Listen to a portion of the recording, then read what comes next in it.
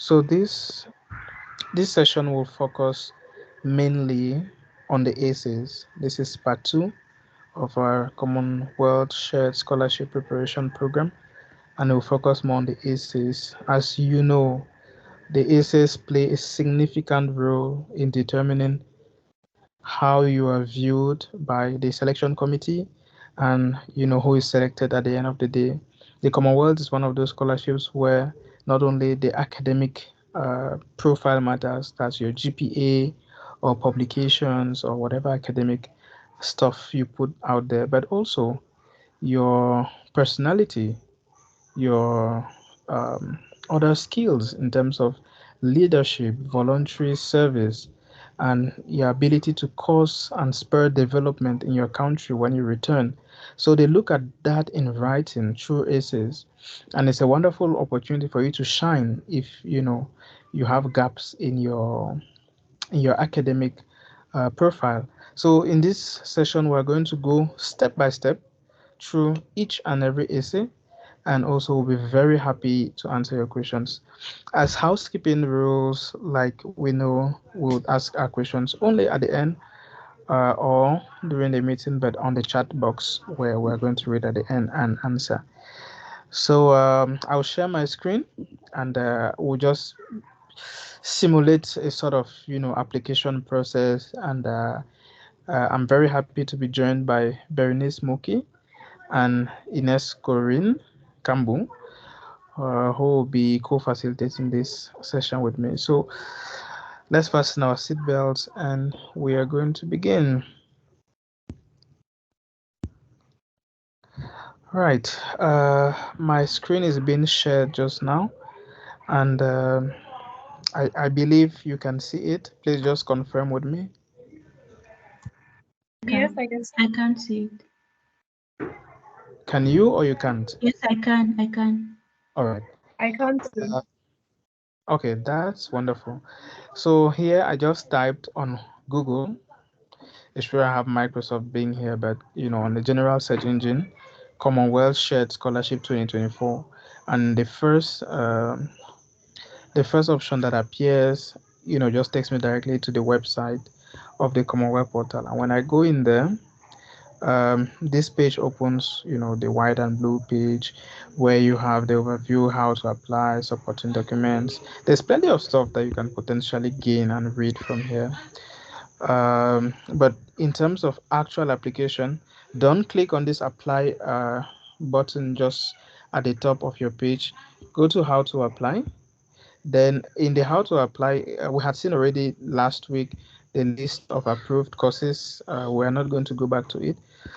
But in terms of actual application, online application system, that's where you go to.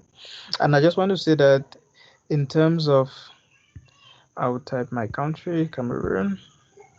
In terms of the number of times that you would be applying for, it is according to the number of courses that you have selected or that you have selected.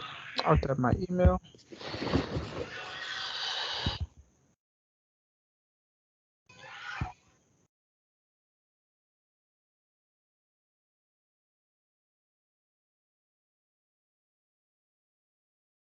Okay, I expected it to pop up.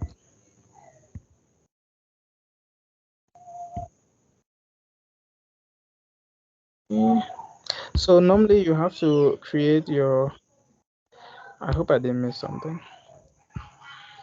Oh, sorry. So normally you have to create your own login details.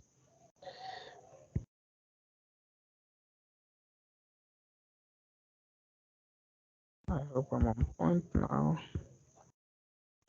Yes, so normally you have to create your own login details so that you are able to log into the system. And once you do so, you have this drop box that will appear.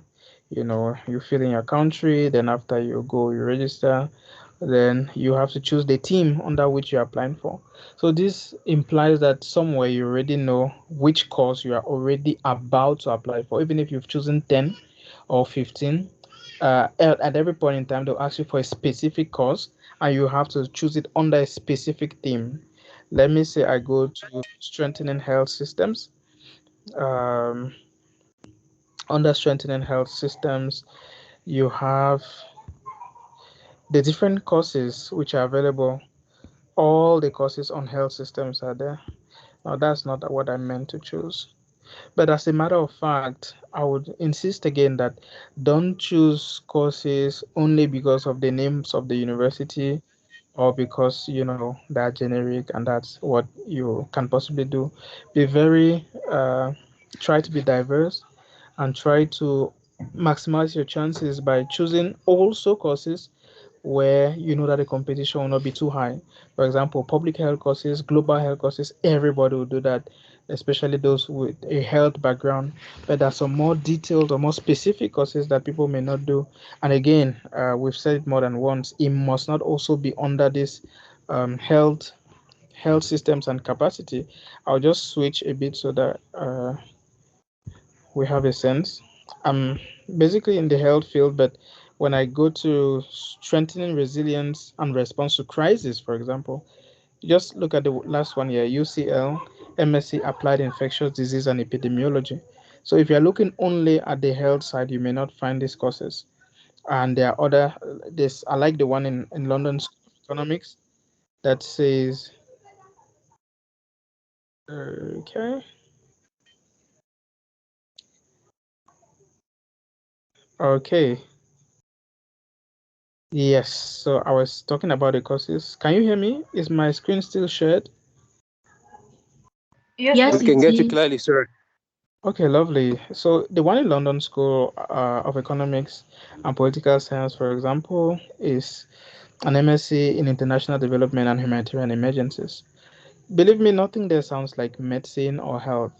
But for example, if I had worked previously in a humanitarian setting, maybe some of you are from Cameroon, there's a current crisis in the northwest and southwest region. You are working in an emergency humanitarian zone, and you can hype on that. I worked with refugees in the east of Cameroon, and so this would have also been a good fit for my background. So you're not only looking at things in a narrow one angle, unidimensional way, but you're trying to look at what you may potentially match with and what will increase your chances. Anyway, let me choose it since we are here. Yes, when I choose it, that's how it appears. Then I can go next. Is this email correct? First, you see my candidate's ID. It's there. I'm not applying. It's just for reference sake. Is your email correct so that they will mail me and they'll follow up with me per email? Now, other questions about eligibility will pop up. You have to confirm that you're eligible. So yes, I am. Then now the first part, it will be more like personal details. Uh, it's going to be difficult. I'll not write real things. So just you know, bear with me. I'm trying to oof, just show us how it should look like. Mm, yeah, those are all things that are mandatory. I think I would go to the next one. Okay, date of birth, 11 June 1999. Gender, put email here. Oh, okay, there's some stuff that I omitted. Cameroon. Okay. Are you currently registered for university qualification? Remember, one of the terms and conditions is that you should not be studying. Well, you may be studying, but at the time you are receiving the award, you should not be studying for another course. So the next one is university qualifications. You just put your university, say University of X, Y, Z. Where did you obtain it? I would say Botswana. In what subject? In health. And yeah, it's such a pain to go through all this because it's not really the main thing we are looking at. 2020 to 2022. Now, let me look realistic. 20 maybe 2019 or 2017. Okay.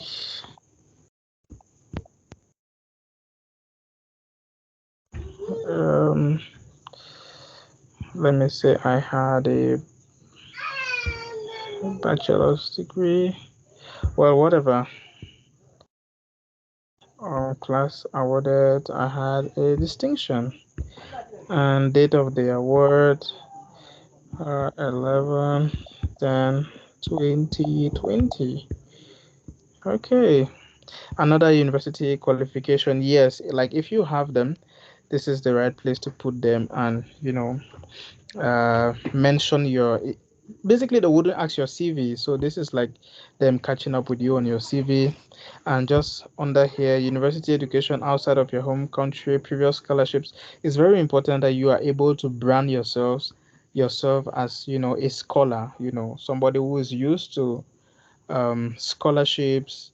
If you have them, it's very nice to tell them so that they see that you're a brilliant person. Publications, do you have any? Yes, here you would be inserting your actual publications, which are, like peer reviewed in journals. It will be important to mention them. You have the opportunity to, I think, put up to 10. Yeah, list up to 10 of your publications, including titles.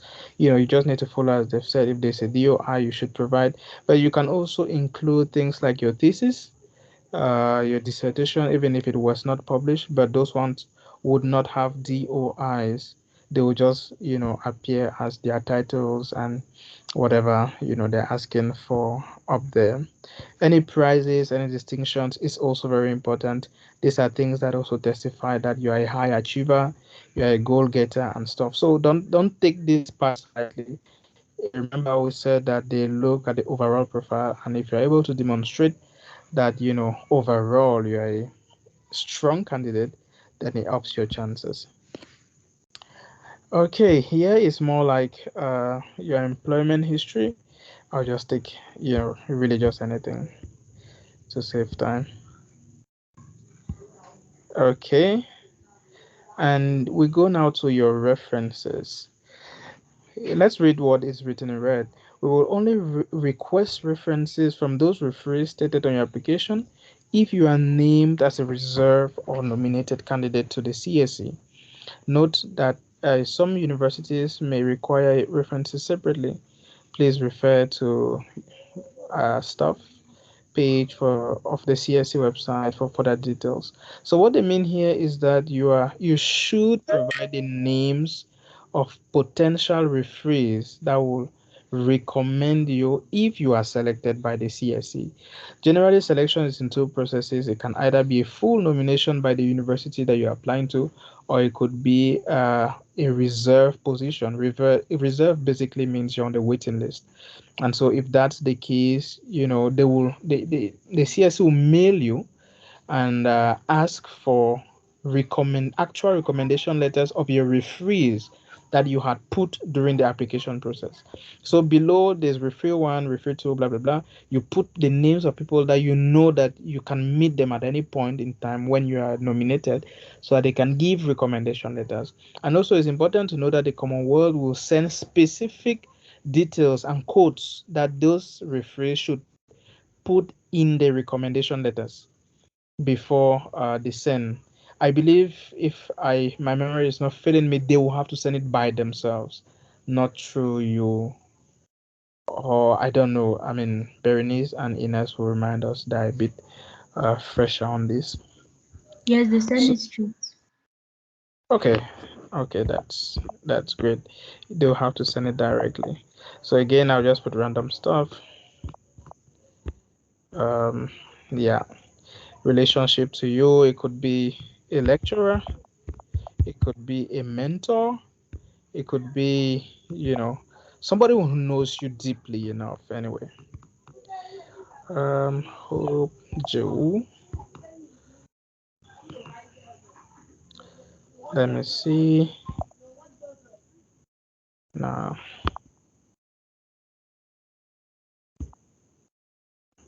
Hope relationship to you.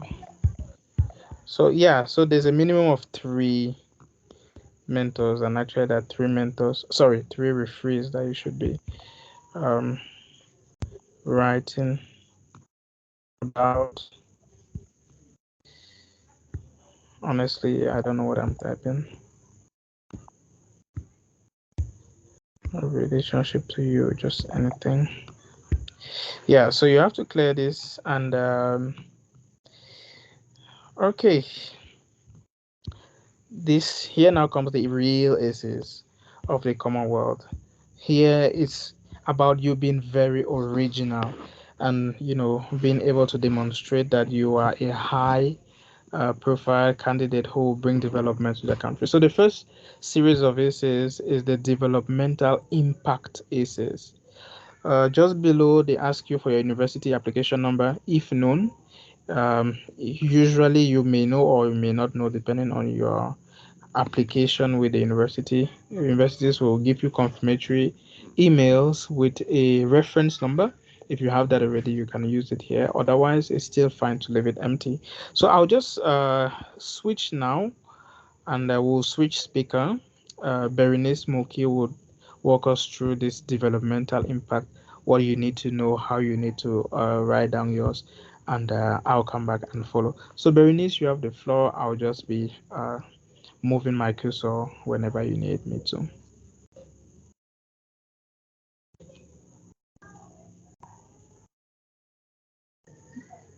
Okay, Doc, thank you so much. Good evening to everyone. Good evening. Yes, Good thank you evening. all for joining us today again. Our number has reduced from last week, but that's okay. It's not easy to continue to be sustainable until the end. Please pardon my room. My lights are in the wrong places, so I try to turn some of them off so that it doesn't reflect on the screen since I have to put the video on. So we are going to move straight to the essays, and the first essay question says that how your proposed study relates to developmental issues at global, national, and local levels, and developmental issues connected to your chosen CSE theme and wider sector, and that's 200 words. So last week we saw the different themes of the CSE. CSE is Commonwealth Scholarship Commission. We saw that they are very much interested in development, and we also established that the universities are bidding for particular courses that highly associate to development. And because of this, they have sports that are funded by the Commonwealth, and the Commonwealth has given them the condition to fund part of it for this scholarship. That is why it is the Commonwealth Shared Scholarship. So it is all about development.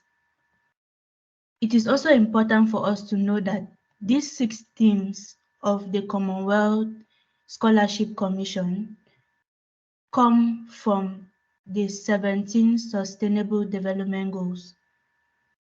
And let's take note that these first 4 essays on this form talk about developmental impact.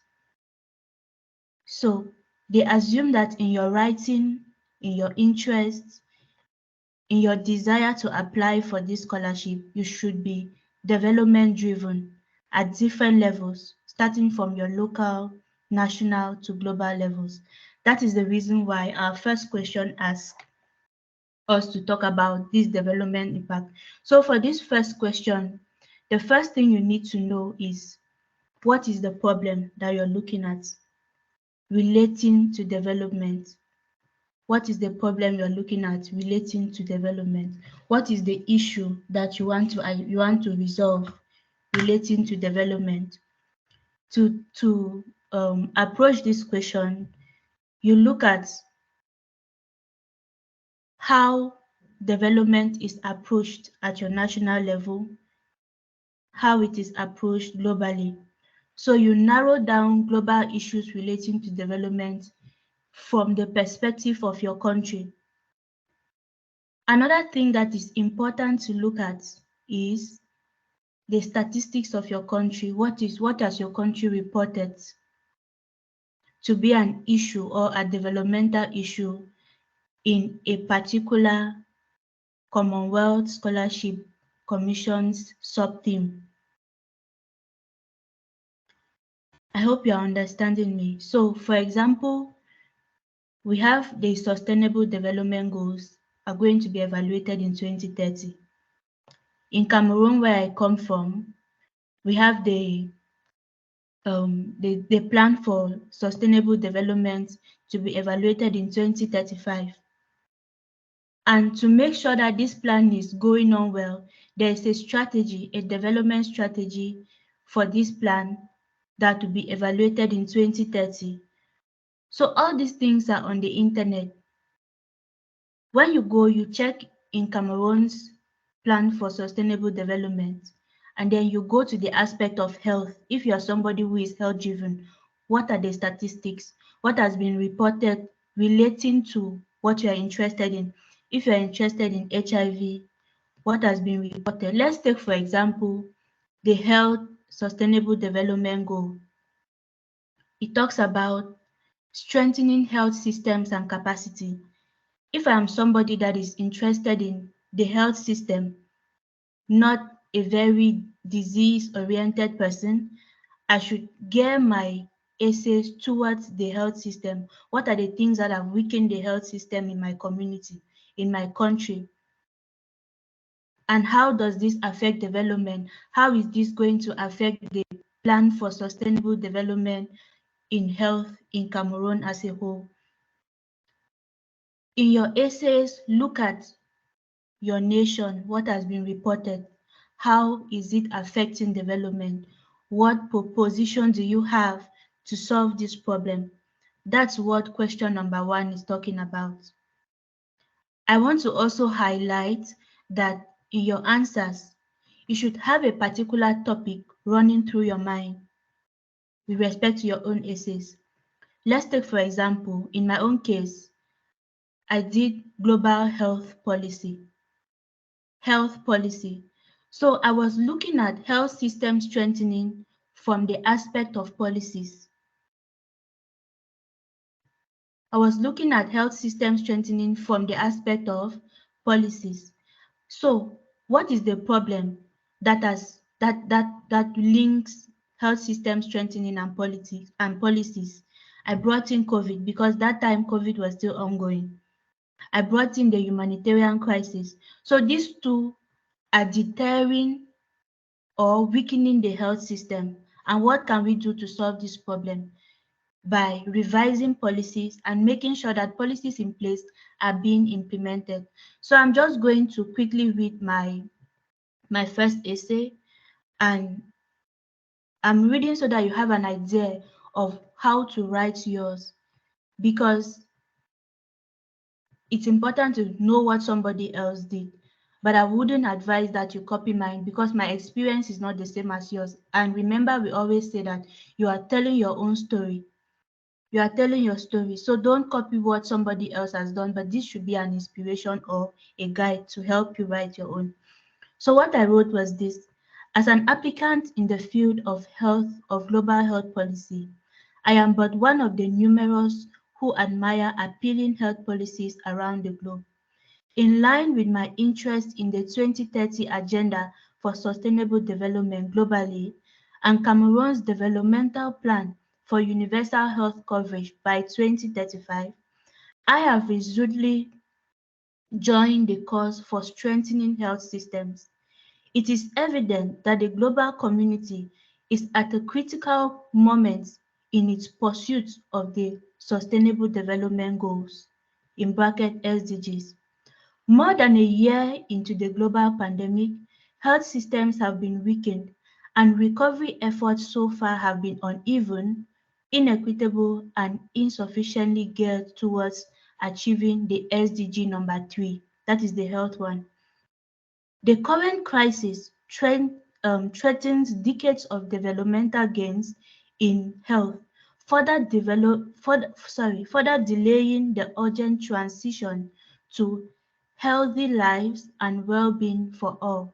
That's the SDG number 3, and throwing progress on this SDG even further off track.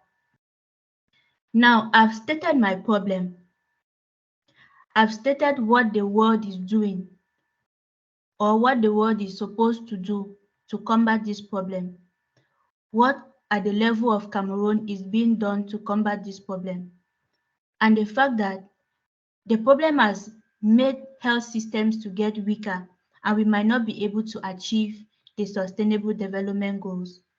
Then the last paragraph of my essay says this: with my experience of leading health projects during crisis, I will say that humanitarian crisis plaguing Cameroonian communities has further weakened the health system and adherence to policies by health workers. As achievers, we cannot give up. I believe that with development, revision, and active implementation of good policies, reaching this SDG is possible. So I've brought the aspect of policy into it. Now, the story I am telling in all my essays is the fact that through the development, revision, and active implementation of good policies, we will be able to curb the problem of health systems being weakened by COVID and by humanitarian crisis in Cameroon. I did not just come from nowhere, but I came from the fact that the world and Cameroon as well are targeting development and they have a target for 2035. So getting statistics to include in your essay, especially this first one, to make it solid, people should see where you're coming from in your writing. They should see your passion in your writing. They should see how your passion relates to development in your writing. I hope this one is clear. Also, it's important for you to take note of the word count. Don't just write aimlessly. Every sentence in your essay should have a reason for being there. It should have a function. If you feel like, oh, the sense in this thing I'm writing now, I've written it before, don't write again. Every sentence should have a place so that you'll be able to fit in the word count and write everything that is necessary and what you're supposed to write. Okay, we move to number 2. The second one says this: how do you intend to apply your new skills and qualifications when you return home? We have seen that question 1 is looking at identifying a problem and how you think this problem can be solved.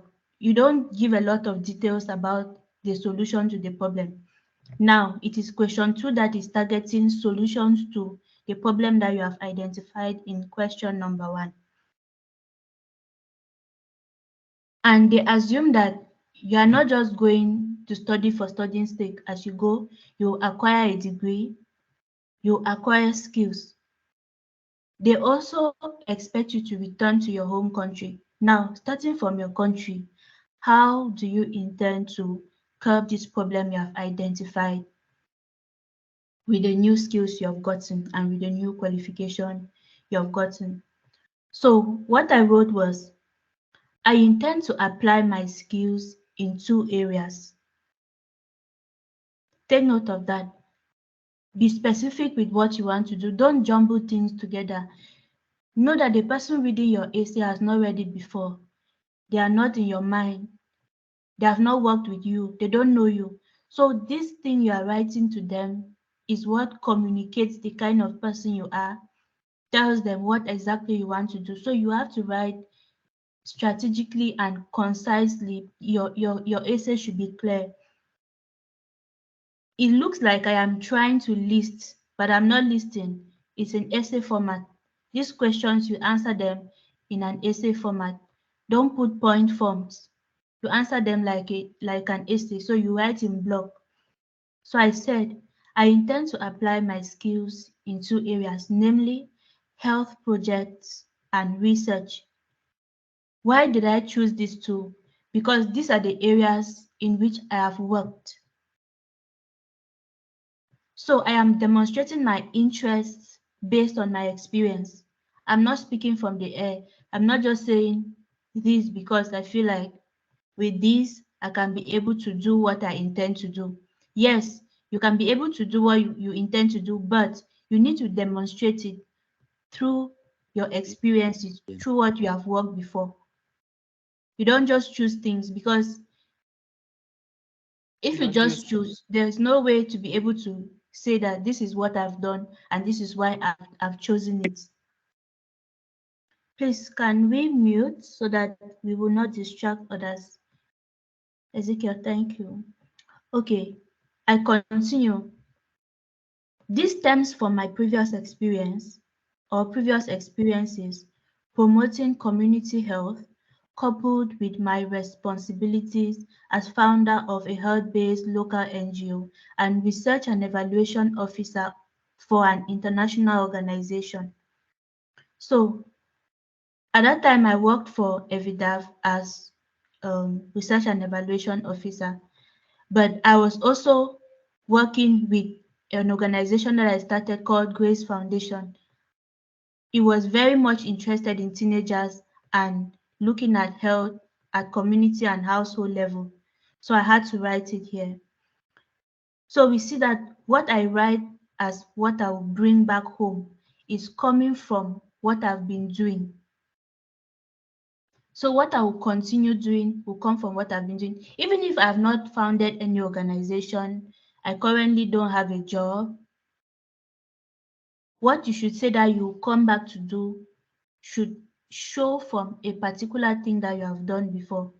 The interest should be demonstrated by an experience, if you know what I mean. Okay. Um Yeah, I'll Berenice, continue.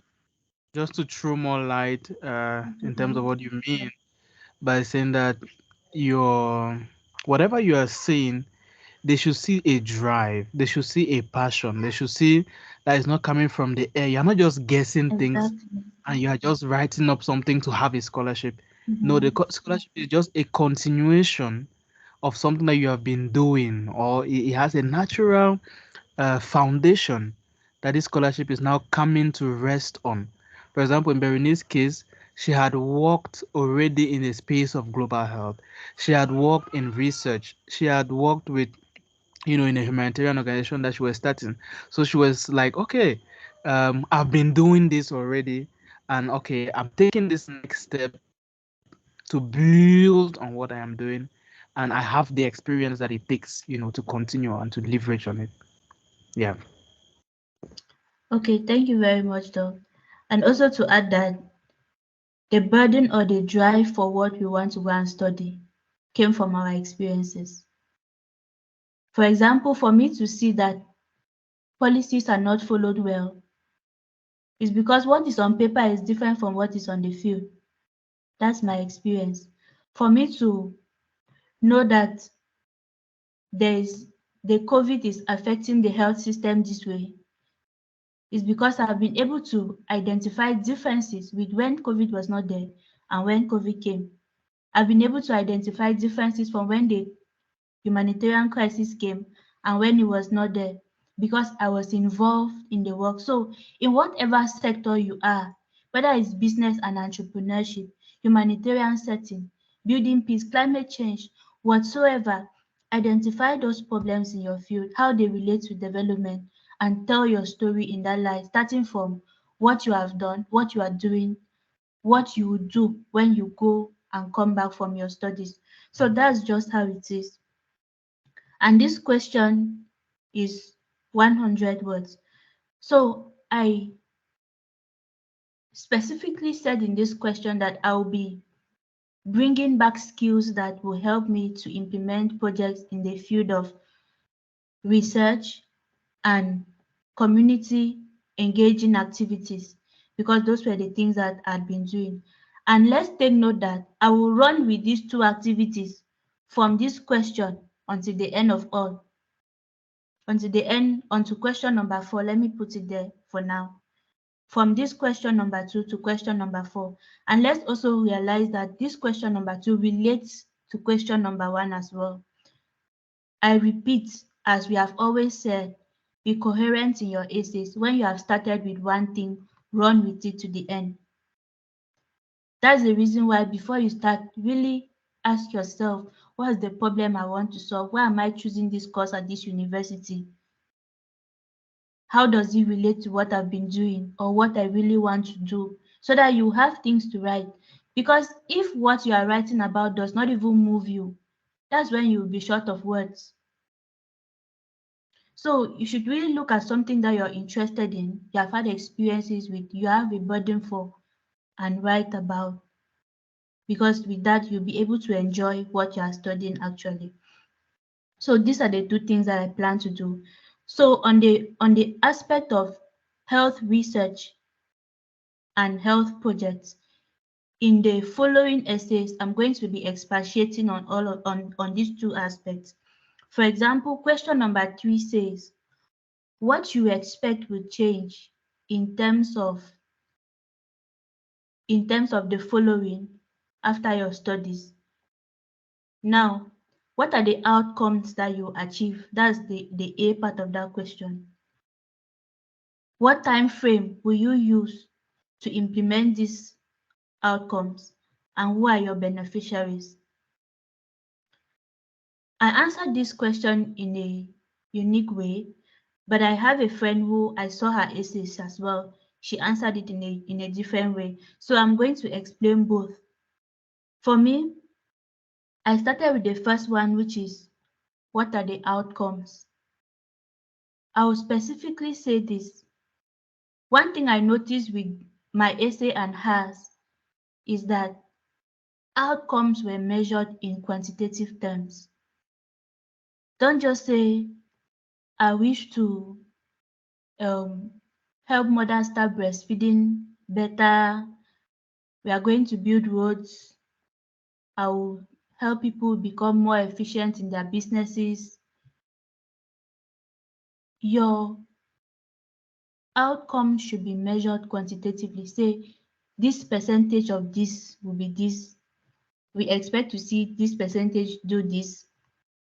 And one thing that I learned while I did work at NRC, because I worked there as an intern before, was their M&E, the way they measure um, at different levels. One thing I learned from there was that outputs are measured in numbers, outcomes measured in percentages, impact measured in percentages as well. So now they have asked you here, what are the outcomes that you achieve? When you have this mindset, you know that if you are saying that this number of this, that's an output. So you measure your outcomes in percentages.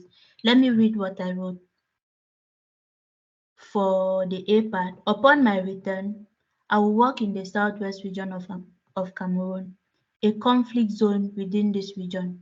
I expect that 70% of women will practice exclusive breastfeeding for 6 months.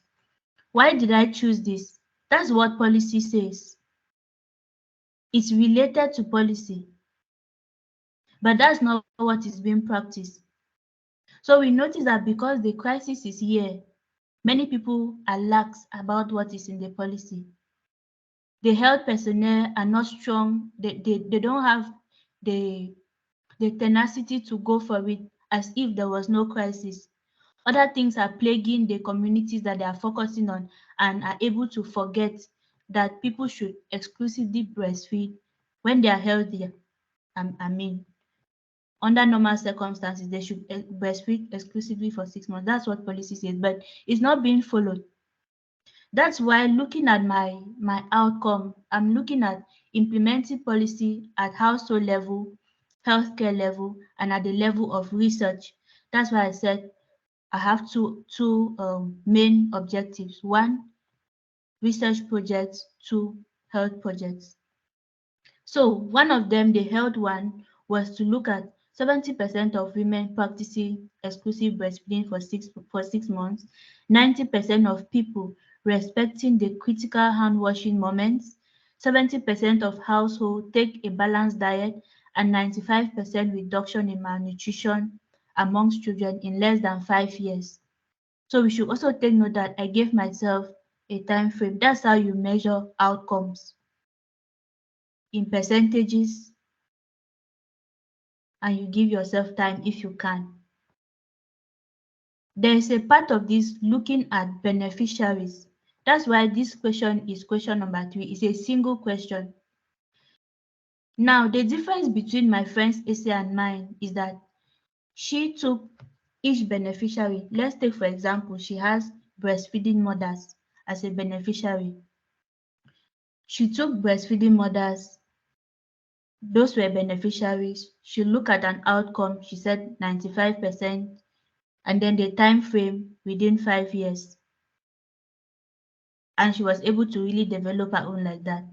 But I didn't do mine that way. This essay question is supposed to be 250 words. So it's really up to you, the way you want to tell your story. The way you want to tell your story is up to you. So this is how I put mine. And then looking at the health research aspect, I said at Evidaf, that's where I was working.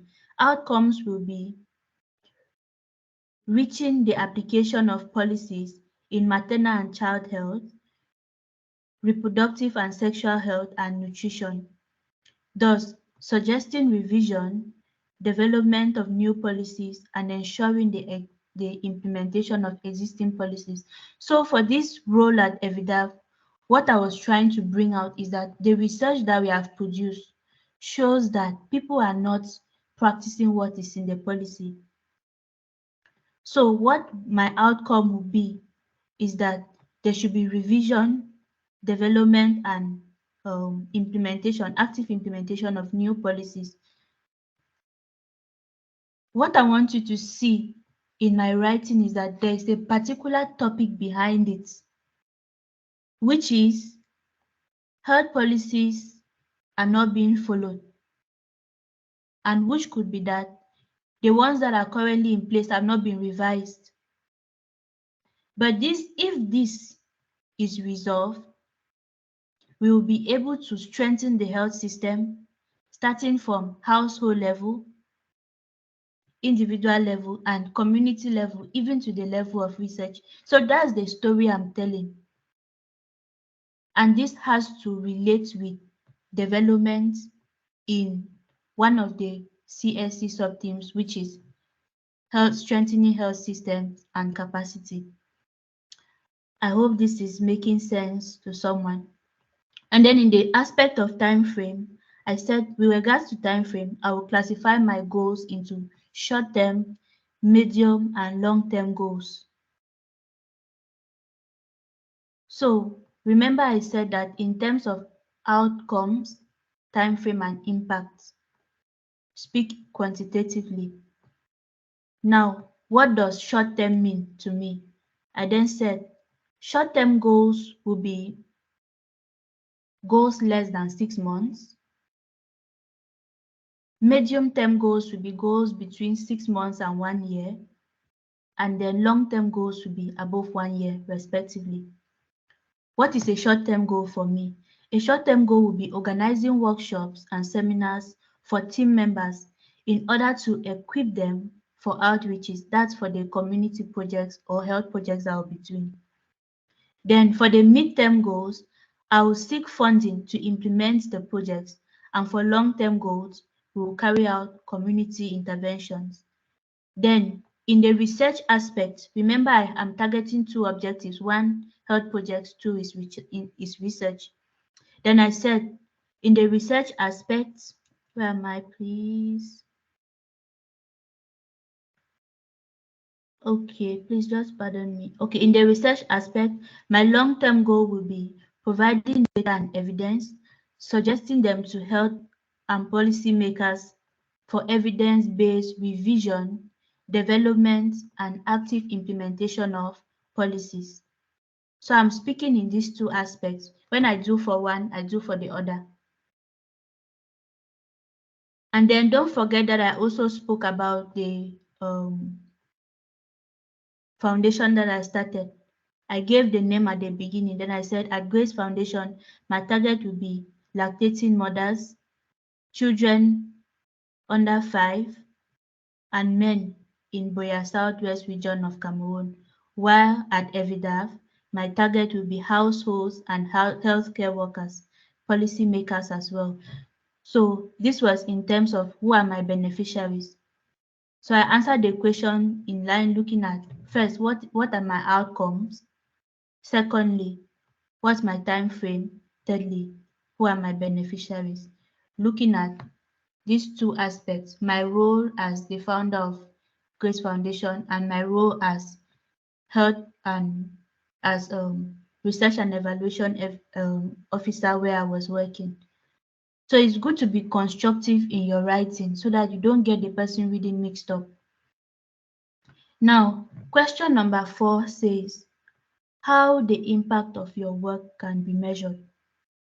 Again, I say measure impact in quantitative terms. And let's take note that impact is something that comes in a long run because we have activities, we have outputs, we have outcomes, and then we have impact. Okay. The impact of my work will be measured using key performance indicators. Dr. Ashu said last time that key performance indicators is a big word and somebody might not really understand. I agree with him. However, it also demonstrates that you know much about what you want to do and what you're talking about. It's an English word, even though it looks high level, but key performance indicators is just what indicates that you're making progress in what you want to do. So I said I'm going to measure the impact because that's what the question asks you. How will this impact be measured? So when you're answering these questions, take note of the keywords. Take note of keywords, what to target in your answering or what to target in the question so that you don't answer something else. For example, they give you a question and you're answering another question. I don't know if it makes sense, but take note of keywords so that you answer in context and not out of context. They have asked you, they did not ask you what will be your impact, they asked you how will it be measured. So I said the impact will be measured in my case using key performance indicators like percentage of personnel trained compared to our target because I spoke about training team members that will take part in our outreaches. And then the next thing, percentage of households receiving cash vouchers. Remember, I also spoke about targeting hunger at household level. The next thing, percentage of women breastfeeding exclusively for 6 months. I spoke about that above. So take note of what you said above. That should be what you are measuring here. You don't measure something that you have not had an outcome for. You don't measure something that you didn't have a timeline to do. So what you are measuring is what you have done. You are measuring what you have monitored through your outcomes in through a particular time. Now, its impact you are looking at this level. Okay, and then I also spoke about percentage of minority children in Boya that have become better, and then percentage of people practicing the key hand washing moments. That was for my first aspect of health projects under the umbrella of Grace Foundation. Now, looking at my role at EVIDAF as research and evaluation officer, I said regarding research, the indicators will be the number of published reports, number of policies revised, developed, and or reinforced. I didn't want to use percentage here because you'll be measuring a percentage looking at what targets. In this case, I don't know if you understand. Then I didn't end there. I also went ahead to talk about what methods will we be using to measure. The first one is what will you use to measure indicators? You will use indicators to show that you are making progress in your work. So how will you measure these indicators? That's the second paragraph of this question. I said our method of review will be through in-depth interviews. So we do in-depth interviews, ask people, okay, now since we came and implemented our projects, how many times do you wash your hands a day? When you leave from the toilet, do you think that you should wash your hands or it's not necessary? Do you actually cover your food? All this to be able to prevent people from diseases, and enforce policy, because there are policies that are around key hand washing moments, breastfeeding of children, around nutrition, how many times should people eat a day, what should they be eating. There are policies around that, but they are not being followed because of a weakened health system and the fact that nobody is paying attention to them. So this is the method that we were thinking to use to measure our indicators by in-depth interviews. An in-depth interview is just asking somebody questions, open-ended questions, and allowing the people express their perceptions, their feelings, their experiences. That's what an in-depth interview is, just allowing them to express. What makes it different from a questionnaire or a survey is that a questionnaire can be either semi-structured or structured, meaning that it doesn't really give room for the person to express themselves. They just tick or they choose from options that have been given to them, or provide very short answers that will not give an expression of what they are thinking or what they are feeling. That's what is the difference between the two. And then another one was focus group discussions, like gathering people of similar backgrounds or different backgrounds, asking of their opinion concerning an implementation that the group has done. Yeah, I also wrote observations, document reviews, especially policy documents, since we're talking about research and reporting to make a difference in policy. Yeah, and then I also spoke about the time frame for our review. I said we will do a review maybe quarterly or annually, because they're asking for impact. You want to do your impact, you don't do impact every day. You can measure impact maybe after 6 months, after years. As I said, impact is measured in the long run. You cannot start a project today and you're measuring impact tomorrow. What you'll be measuring is either outcomes, to know the progress, or routine measurement, monitoring, to know the progress of your work. And then the impact is something that can happen in the long run. So you just say, okay, we'll measure our impact maybe twice a year, annually, or after every 2 years. There's nothing wrong with that. Okay, so for me, that's what I wrote for the development impact questions. And I think I've explained the reasons why. I also wrote down some things. I don't know if there's something I wrote down that I've not spoken about. Hmm. Okay, about this, the question number 2 that says that how will you implement the skills that you have gotten when you return home? One thing I would say is that you have to know the skills you'll be getting first of all. So how do you know that? Go to the university website, read from there. What are they promising? What are the modules that you are going to learn? That will help you to understand the skills you get. But when you want to write your essay, don't come and be listing all those skills, because you might not have the word count for all of that. Don't come and be listing like on the university's portal. Present it now as solutions to what you have learned, contextualizing to your story. For example, if I said I'm going to do evaluation of policies, then I go to LSE, there is a course looking at healthcare economic evaluation.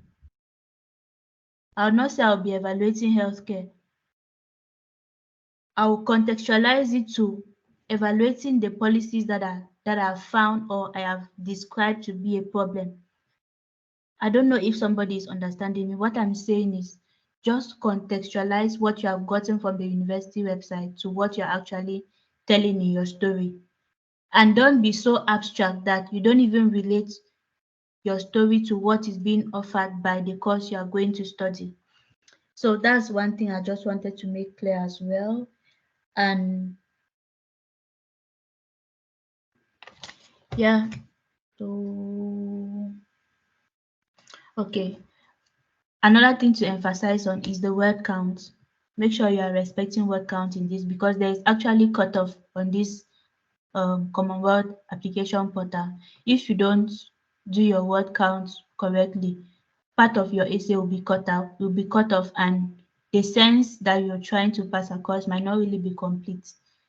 So make sure that as you are first of all doing your essays on a Word document, you are counting the words well.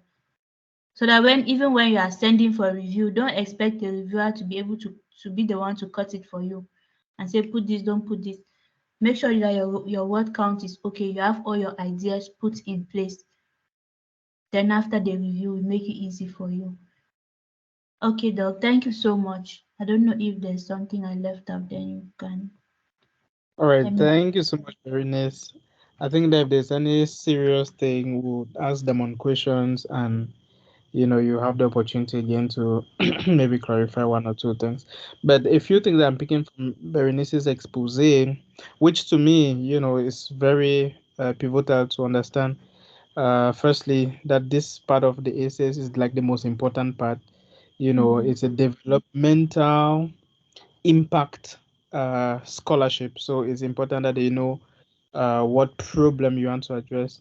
I did not mention it, but if you look up on the page here, you have to write down which sustainable development goals the mhm, project you're applying to, fits with the most. So, like on the first one, there's a drop down box. You will choose the one which fits the most to it. That's the most important.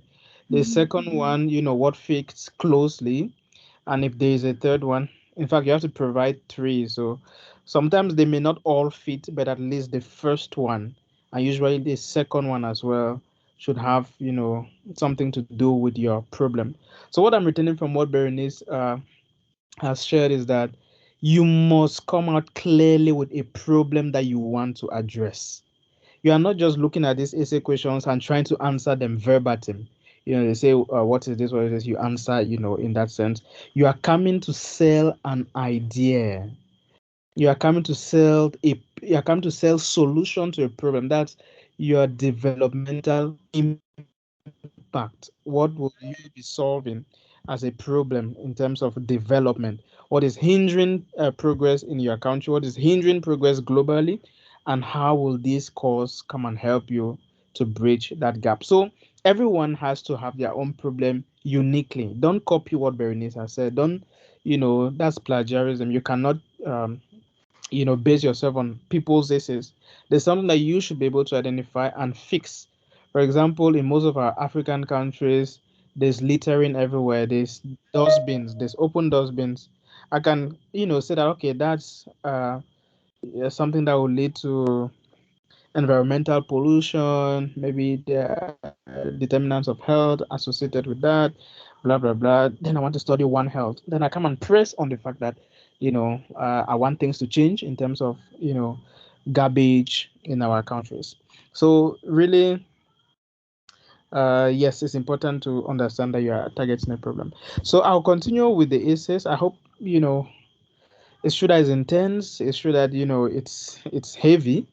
Let's just try to be flowing and write down our questions. We're happy to help and to answer questions one on one. So the next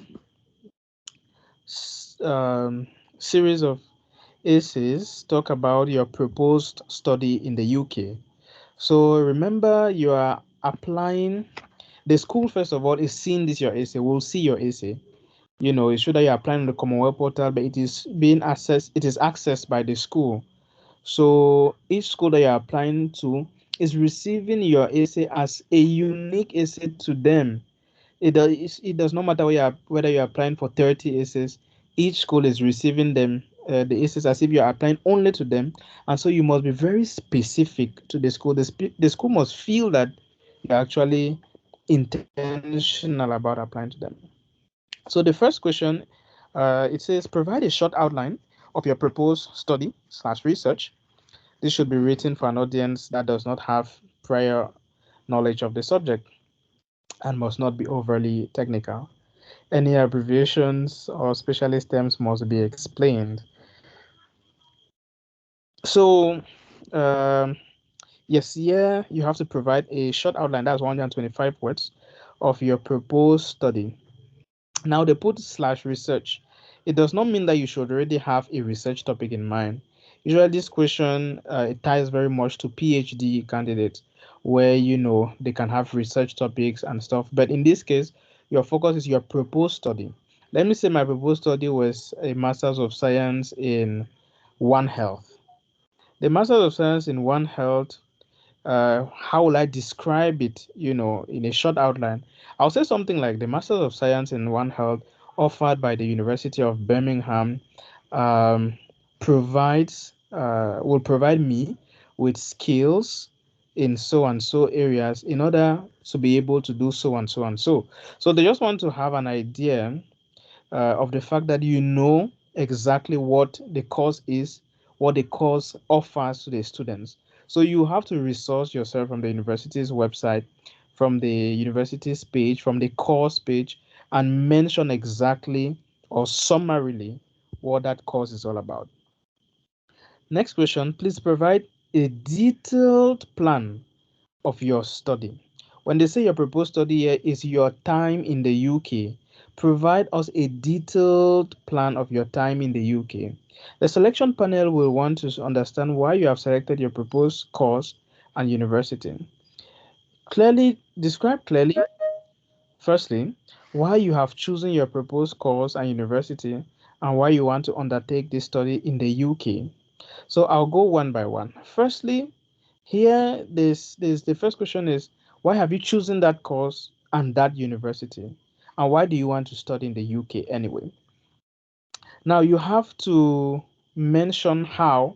Again, all these questions you can answer them as a block if you think it's possible, or you can answer them one by one, but you are not given hyphenated answers. The answers have to be in an essay form. So, why have you chosen your proposed course? Firstly, remember we said there's a problem that we have to solve.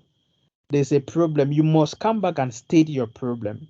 You must mention your problem again. This is, let's say the problem of garbage everywhere in my environment, is causing high morbidity or sickness in terms of this and this and that. And this particular course, the MSc One Health at University of Surrey, is offering this particular course that targets this and this and this. So I believe that I'll be able to, gain these skills to solve the problem that I've mentioned. And also, this university, is the only university that does this and this and that. I'm being quite generic. I want you to understand that you have to brand the course and brand the university, then find where it links with your problem and the solution that you want to bring. Then also, why do you want to study in the UK? There are many reasons why you want to study in the UK. It should not only be because the school is highly ranked or the UK is known for higher education studies excellence. You can also bring in specific case studies or examples. For example, in this webinar, there are three UK alumni that you can even mention in your essays. For example, Berenice has been talking, she was quite technical in her expose, talking about, logical framework, impact, outcome and stuff like that. Those things can strike you and say that, hey, I want to study in the UK because I have met with alumni from UK universities and they are particularly brilliant.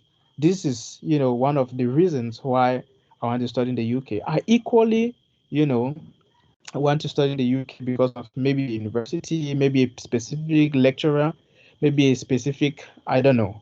So I think that yeah, you should just remember that it's an essay. You have to, use your inspiration and try to elaborate essay wise. What is it that you are looking for in a course and how your choosing course relates to your objectives? Again, I think it's going to be like the same thing. You know, how does what is that you're looking for in a course? Here you want to describe how you arrived at that course, arrived at selecting that course. Maybe, in terms of One Health, you can speak about how, your experience has contributed to you wanting to look for courses. Maybe you have gone online and you've started taking some courses, for example, on Coursera or some of these MOOCs courses, and that's how you landed on your specific course in the UK. Maybe it's also because of the funding that is available for this course. So you just have to explain by your own self how you landed on the course that you are doing, and again how it answers your problem solving question. Any dissertation topic you have in mind? Generally, You are not super expected to have a dissertation topic. But if you have one, if you have anything, say it. Even if you don't have, make something up that links already with what you are doing. Now, it's important that you see where it fits with the university. Remember, I said that universities are looking at your essays as towards themselves. You can go to the university's portal and see what they are hyping on in terms of research. You can see which professors you can identify and say that, okay, I want to work with this kind of professor, and this is the specific topic that I want to do my dissertation on. Although I don't have a firm topic, I want to do it within the area of this with so and so professor, due to the publications and the reputation of the professor in the school and even globally. So I think that this is how you should look at this question, and provide your 300 words for them. A bit quick. Oops.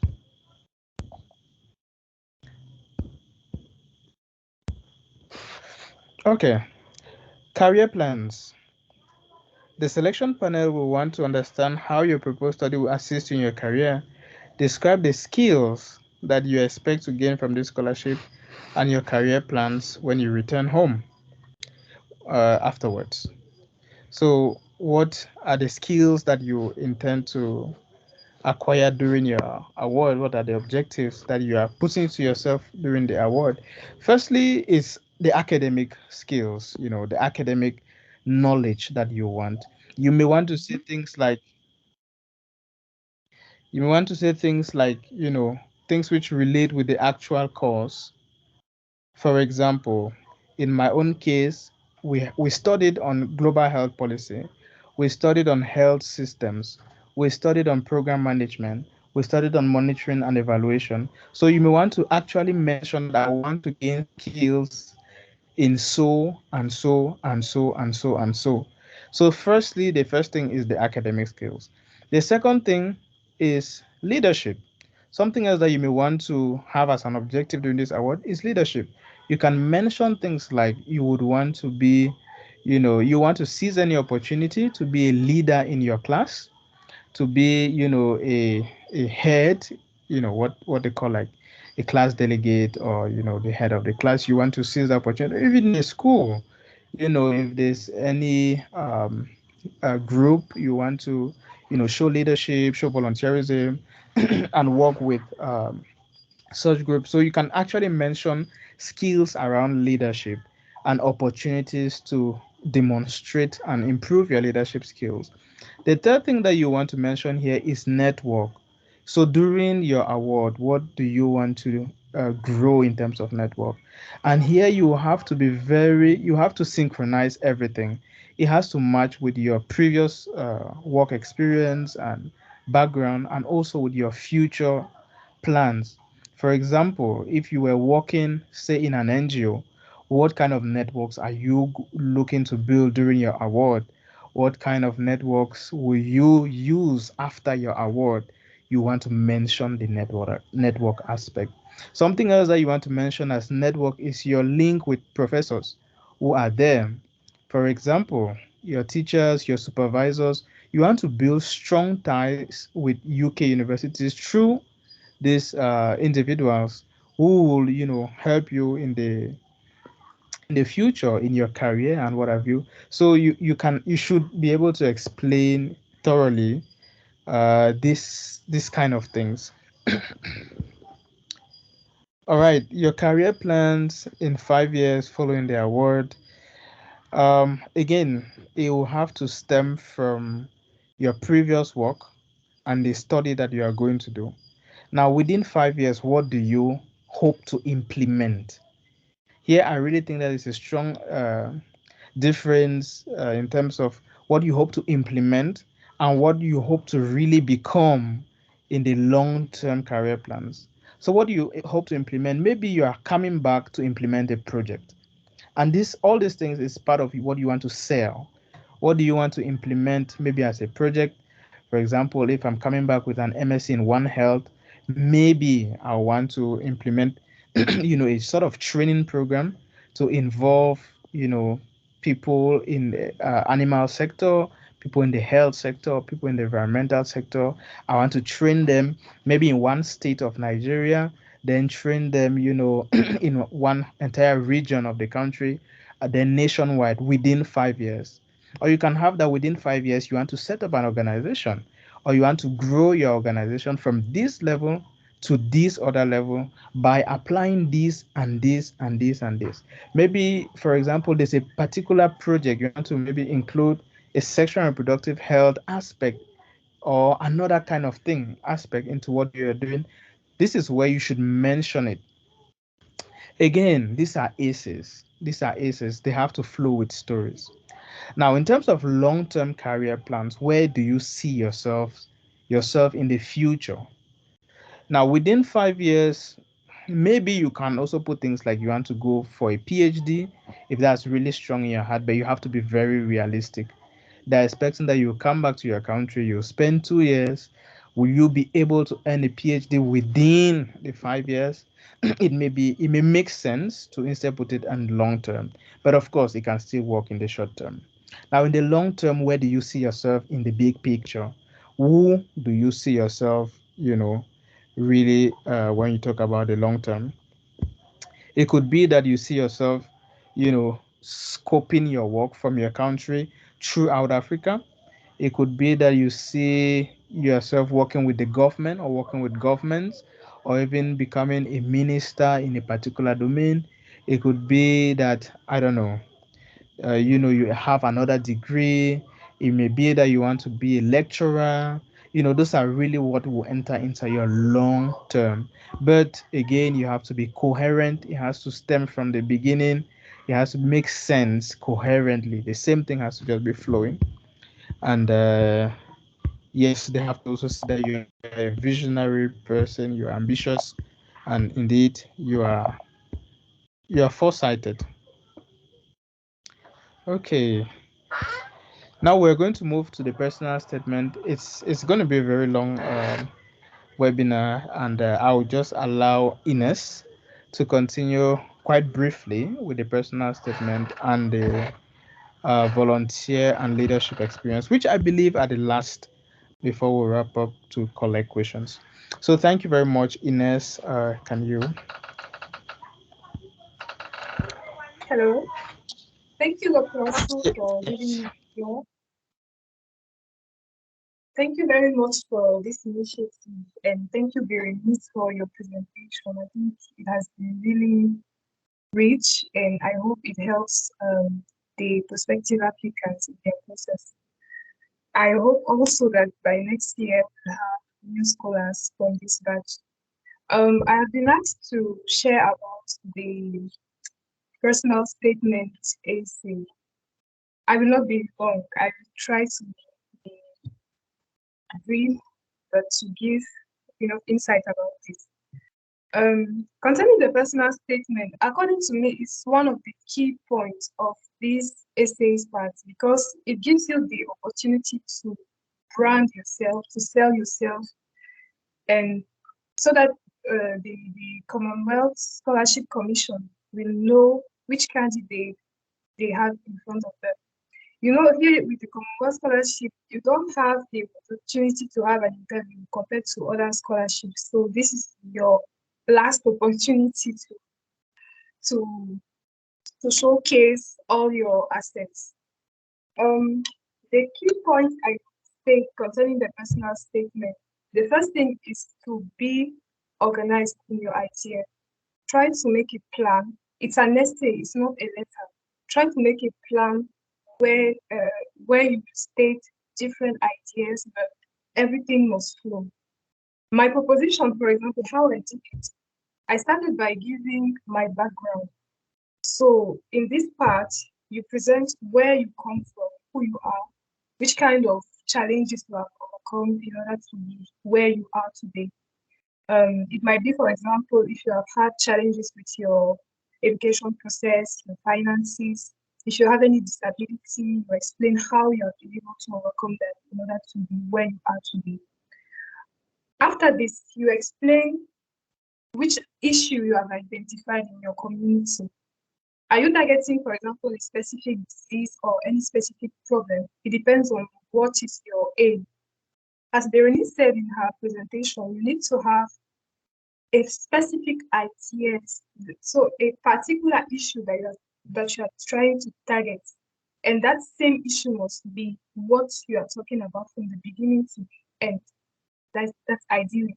So in the second part of your personal statement, try to show how your background led you to where you are today, and where you are today you have noticed the particular issue that you are trying to tackle.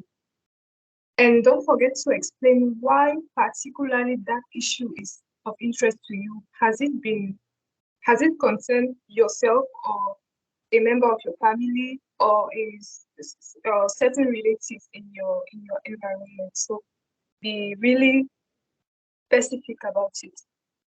The third part would be you explain what you have done so far in order to address that issue. Let's say, for example, you have identified cancer.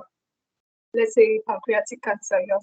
You have noticed, you have witnessed some family members suffering from pancreatic cancers, and you decided that I will address this issue because I've seen how it has been really devastating in terms of this or this. These are just ideas. So please try to give examples and to show how really that issue has concerned you in a certain way. What have you done so far to address it? Have you taken any initiatives to address that issue? Have you led any volunteering activities? Have you done any campaign?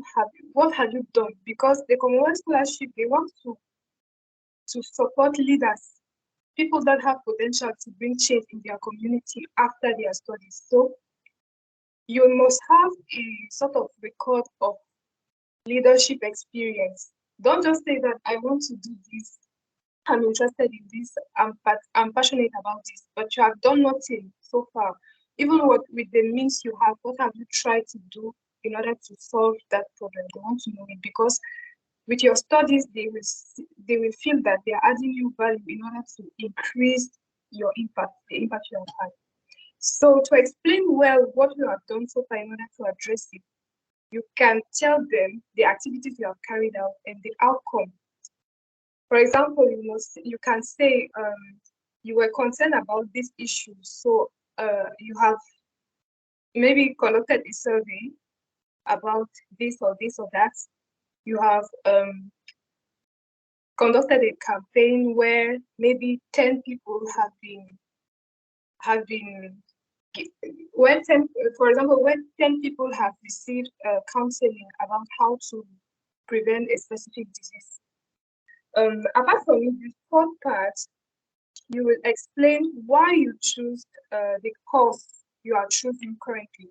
For example, me, I choose to study public health, but I try to explain how and why it is public health and not another course that I have targeted.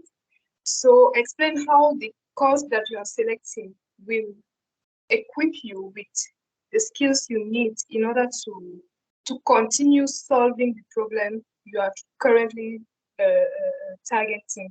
They need to feel that there is coherence between what you have done so far, what you are currently doing, and what you will do after your studies.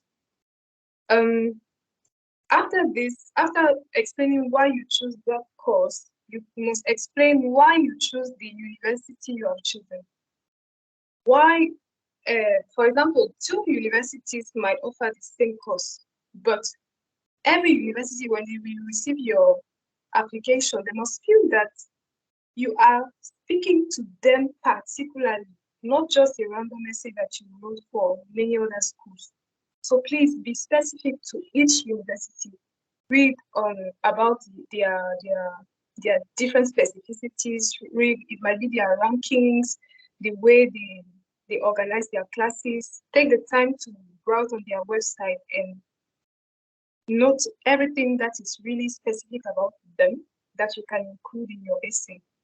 For example, if a particular university, the thing that attracts you the most about it is the fact that classes are interactive. You will have a supervisor, a personal tutor, for example. You can mention it. Another thing that might make it very attractive for you might be the ranking. For example, when you apply to Oxford, it will not be the same. I mean, you will not give the same arguments as if you are applying to some other universities that do not have the same ranking. So brand also the university, try to do their branding to show that you have done research about them and you are conscious that it is a privilege for you to be accepted by them. Apart from it, the last part will be to explain why you are applying to the Commonwealth scholarship. Why, like you might be suitable for those courses. You might be suitable for all, I mean, for all what you have said that you want to do. But why are you applying for the Commonwealth scholarship? You know, they are funding people that they know that they don't have the means to study in the UK if it's not with the scholarship. So remember to mention it. And keep in mind, you are not begging them to give you the scholarship. Don't tell them that, oh, I am poor or I don't have enough money. No, no, no. Just show how your challenges, for example, did you face any financial challenges during your education process? If yes, explain. If you have had other scholarship during your education and because you were excellent, explain it through during your essay so that they know that this is the candidate that performs well in school. This is a candidate that has a huge volunteering experience. This is a candidate that is really interested in solving a problem that will benefit to his community. So he needs to be supported in order to have a greater impact in his community. So he's a suitable candidate for the scholarship. So that's how you can approach this. To give you some keys, some let me say some advices during your personal statement, I will tell you first of all to try to be original in your writing. Remember that you're competing with many, many, many other people, not only from Cameroon, not only from Africa. There are so many people.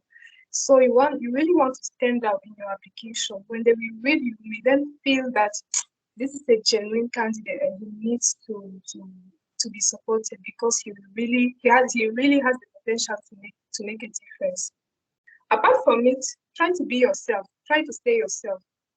Like explain where you are coming from, what you are currently doing. But the aim is that they must be able to connect with you, to connect with your personal story. Apart from it, try to give evidence. When you write and explain what you have done, give numbers, give locations. For example, I have done a campaign in a village named Esazok, for example. Give the name of the place, give the period, the date, the time scales, give the number of people that have been impacted and how they have been impacted. Um, Another point is that you must be organized in your ideas. Don't just mix everything. You say this, and after you say that, and after you come back to this. No, try to make a plan. It will help you better design your personal statement. Um, and remember that there must be a link from your background to the issue you have identified, to what you have done so far, to why you choose this course, to why you choose this university, and to why you choose this scholarship. So try to find a link between all of them. If you are not finding it, please take the time. You still have time to sort it out, but you must build a coherent and inspiring story based on what you have done so far. What I will add will also be that I will insist on the fact that the personal statement is not a letter, it's an essay. So stick to the format of an essay. Don't say dear thank you for giving. No, write an essay, write a story. After that, try to proofread it. Seek people that can help you read what you have said, and if they can give you inputs on what you can add or remove, depending on their own experience, it will be helpful, especially previous scholars. This was all for the personal statement. To come to the leadership and volunteering essays, what I would advise here would be, first of all, take a moment and reflect on your past experiences. What have you done in your life? Take even a paper and list all you have done as previous experiences. I mean, leadership experiences that might be relevant for this. It will help you yourself to recall, to remember about what you have done and what you can choose to put it there. Now, after doing that, you can now select the ones that are most relevant for what you are trying to, what you intend to study. For example, have you been class delegates in your previous years of studies? Have you participated in clubs? Have you taken any particular initiative? Have you launched any company? What have you done, you personally, in terms of leadership? And even don't worry if your leadership experience is not really linked to the course you want to study, as long as it shows relevant experience in terms of leadership, you can state it. And remember that when you explain it, give them evidence, show how it has impacted people, give numbers, give dates. If you have even social media pages or website, give the links, explain. Um, the other point I would like to add concerning the leadership and volunteering experience is that you have to, how would I put it? Yes, you have to tell stories. Don't just say I did this, I did this, I did this. No, try to make it how would I try to make it interesting. Like when we are reading, it's like if we are reading a story, something inspired. So try to make it inspiring. Don't just state what you have done without any complementary elements. Please build stories about your different experiences and show how it has impacted people. Give numbers, give evidence.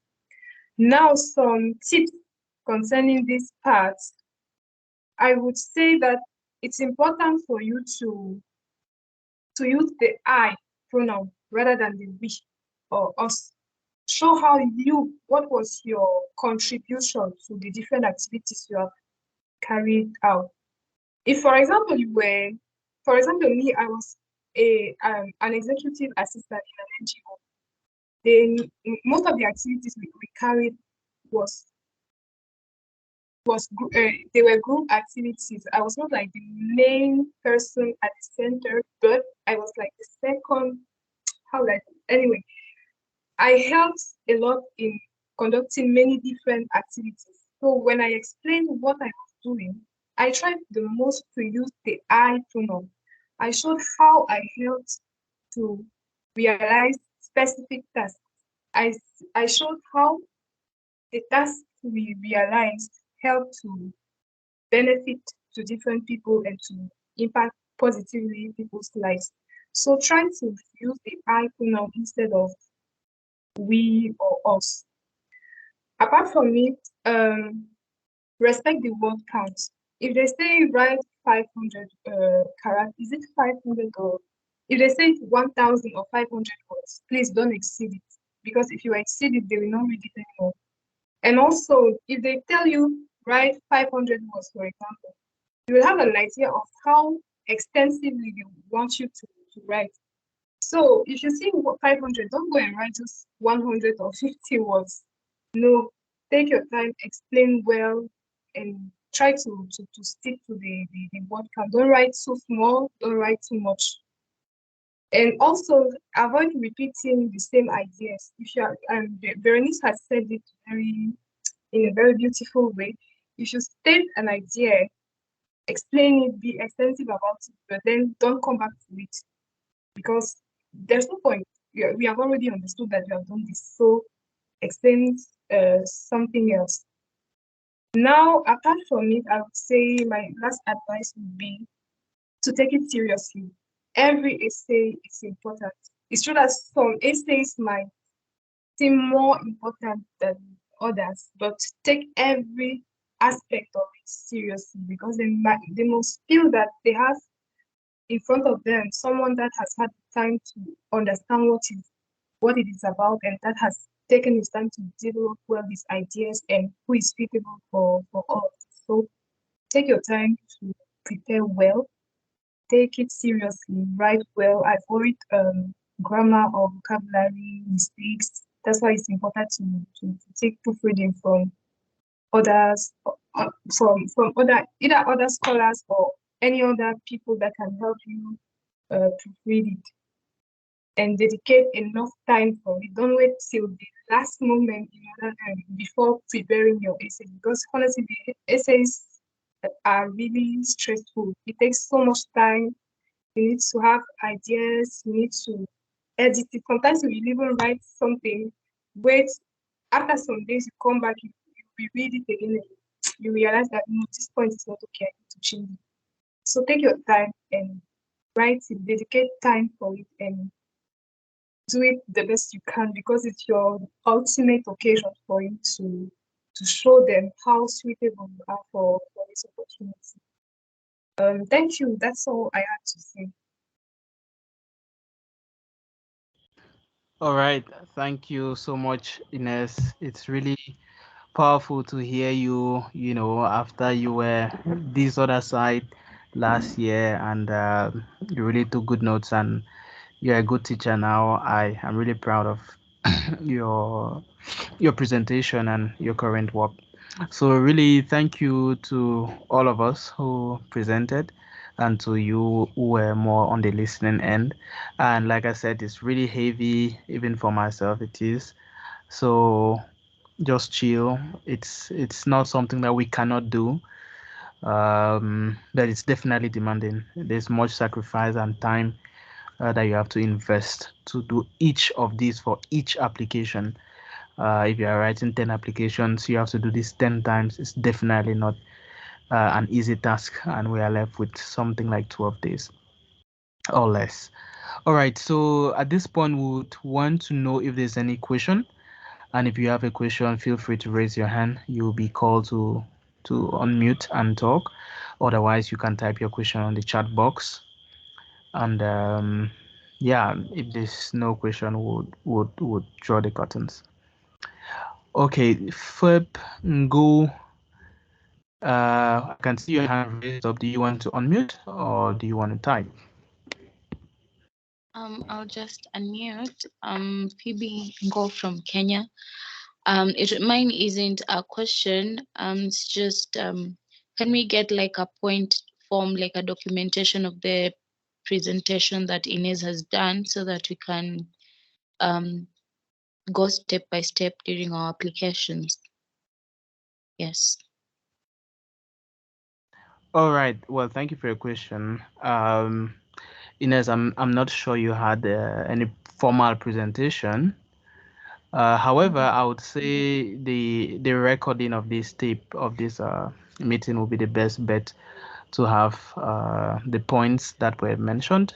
You may just want to come back and check it. However, also there's the previous presentation that we did, and there's an actual presentation, a PowerPoint presentations where you can also find these elements in it on the personal statement. All right, Jutro, do you want to come in?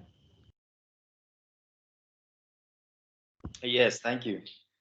Thank you very much for the wonderful presentation.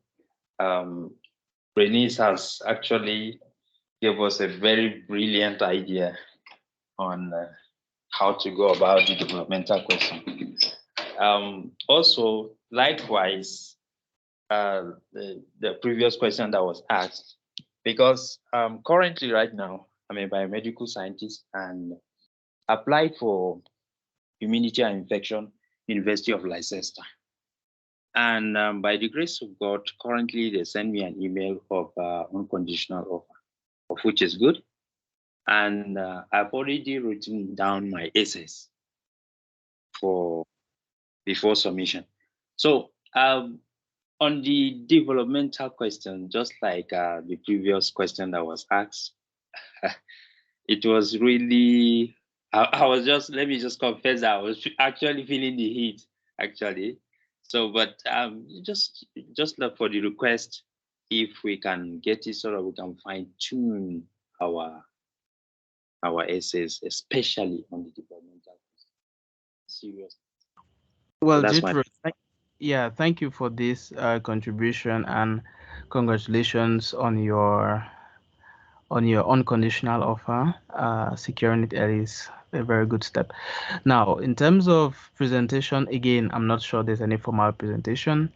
I think she was even very kind to read her essay, which will be available in the recording. You can go through it. I remember when I did mine last year or 2 years ago. The essays that were given to me for feedback were just resembling my own. So personally, it's not something that I will do. However, if you have your own original ideas, that's best. You can now go for a review of your essays. It's oh, best to go that way rather than, just getting somebody's on. thank you, sir. All right, you're welcome. So I don't know if there's any other question or any other contribution from the speakers.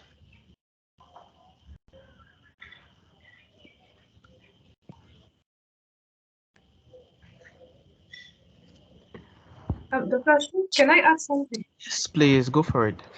Yes, I wanted to advise also concerning the application.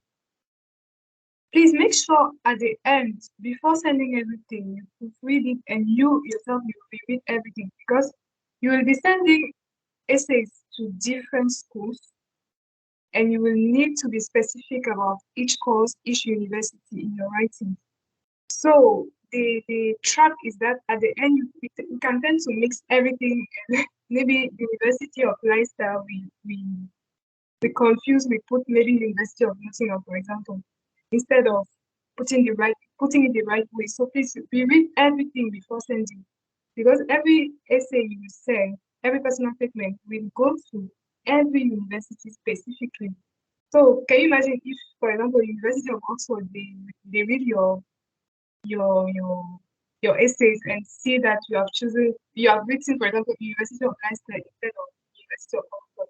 It definitely reduce some points from you and it doesn't make you look serious. So please be careful about it. The name of the course and the name of the university. As well as at the end, when you will be explaining why you choose this university, you have put, for example, the rankings and all of that. Be specific and make sure everything is well put for each university. Thank you.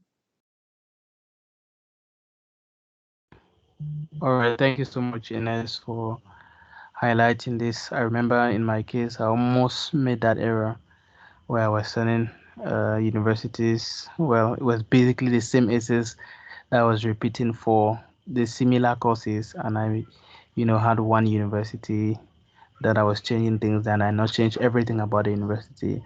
Thank God I realized at the last minute. Okay, apparently there's no other question, and probably no other contribution. Okay, Paul, seem to have your hand lifted. Do you want to just unmute and let us know? Paul, then Kevin. Okay, good evening to everyone. Thank you for the presentations made so far. Um, I don't know if Ines just answered my question, but I would like to maybe explain more what I didn't understand. You were just talking about sending the same essay to multiple universities, the same essays to multiple universities. I don't know, how does it really work sending this same application, Commonwealth application, to multiple universities, since we really have to like talk to each one of them? I don't know. Is it possible to open several applications. I don't know. I don't know if you guys are getting my concern. Thank you. Ines, you're mute. Do you want to just unmute? Oh yes, thank you, Paul, for your question. Yes, it's possible for you to send not exactly the same essay, but the same structure of essay in case the courses are identical. For example, you have two universities that offer exactly the same course. No need to design again new ideas because it will be the same story that you will be relating. So, in case the universities offer the exact same course, you can take the same essays as long as you modify each name of each course, each name of university, and each characteristics of universities. I don't know if I'm making it clear. Well, Hello? I'm getting it. Yes. Doesn't So, doesn't mean that it's possible mhm, to open other applications with the same email address to be so that when submitting your application, it can be sent to each of the university you have applied to. um, the Commonwealth shared scholarship process is that you apply with the same email address. You will have the opportunity. That is what makes it different from, for example, the Commonwealth Master Scholarship. You have the opportunity to apply to as many as you want number of universities. If you're applying to 10 universities, you will connect to the Commonwealth Share Scholarship portal, create 10 different applications for each university. And in each application, you will send the different essays, the different information. You do it 10 times. So at every step, you will have to change and modify what needs to be modified. But now, in case you're applying for different courses, it will be different. The process will be different. You need to have different essays showing how your history is, sorry, how your story is connected with your post studies. Is it clear? Okay, now it's very clear. Thank you very much. Okay. Oh, all right. Thank you very much. So, Kevin, then Eba. Okay, good evening to everyone. Thank you. Hello, am I being heard by everybody? Yes, we can hear you 5 on 5. Okay, okay. Thank Uh, you, sir. Thank you, Ashu, George, for the initiative. Thank you, Ines, again. I was really blessed by your presentation. Unfortunately, I missed on Berenice, but I got some feedbacks on about what she presented due to certain things I couldn't Anish, thank you again. My question or my preoccupation goes with the personal statement. Now, I would like to know, as you had elaborated on the program on the personal statement that concerns the Commonwealth scholarship. Now, this is my worry or question. How I don't know how to put it. I don't know the personal statement that relates to the university when you're applying to the university directly. Do you need to, I don't know, how do you need to bring the same ideas? Like, I mean, are you branding the university both on the, I think on the university you have to brand it, but now how do you go about it when you be presenting the personal statement on the Commonwealth scholarship portal? That's where I have a problem. I don't know whether I have to take the same ideas I had when I was doing my personal statement for the university uniquely and maybe transcribe it into that of the CSC and maybe add some reasons why. I mean, I have a worry. That's the okay, question I thank you. have or the worry. Then. Yeah. So, Berenice, I don't know. Are you happy to just pop in for Kevin? Then we'll stop recording. Okay, well, thank you so much for your presentation, Ines. It was brilliant. Just to answer your question on the personal statements, basically, it's the same personal statement. Remember, you are matching your university application with your Commonwealth scholarship application. It's the same personal statement, except that At the level of the Commonwealth, you are now applying for funding, while for the university, you are applying for admission. For me, I just added a section or a paragraph from my personal statement of the university to the one of the Commonwealth. Let me read the one I added. So every other thing was the same. Then I added that growing up in a rural environment and in poverty explained my ignorance about the existence of health policies until university level. So above, I mentioned that I didn't know that health policies even existed. I didn't know how health systems were run. But now I'm continuing to explain the conditions in which I grew up, which made me that ignorant. Then I said, being away from home, coupled with financial constraints, made life in the university difficult.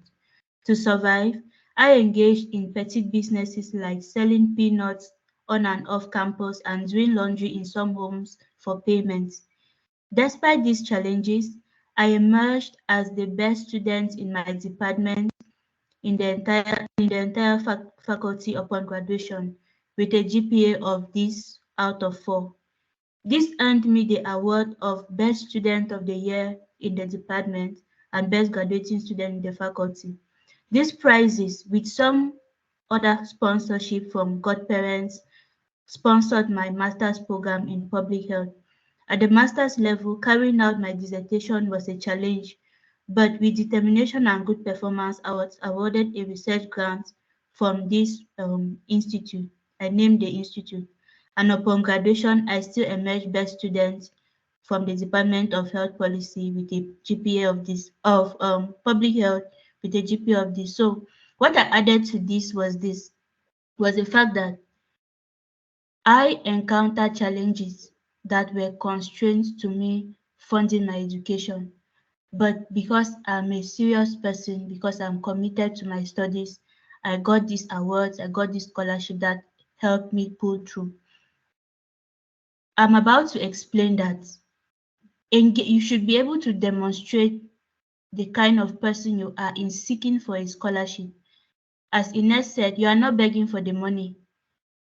You are telling them that you deserve it. So what I added to this part of the scholarship application was the fact that yes, the money is an issue, but if you give me, I'll use it well. Or the money is an issue, I am the one who deserves to have it because I've proven that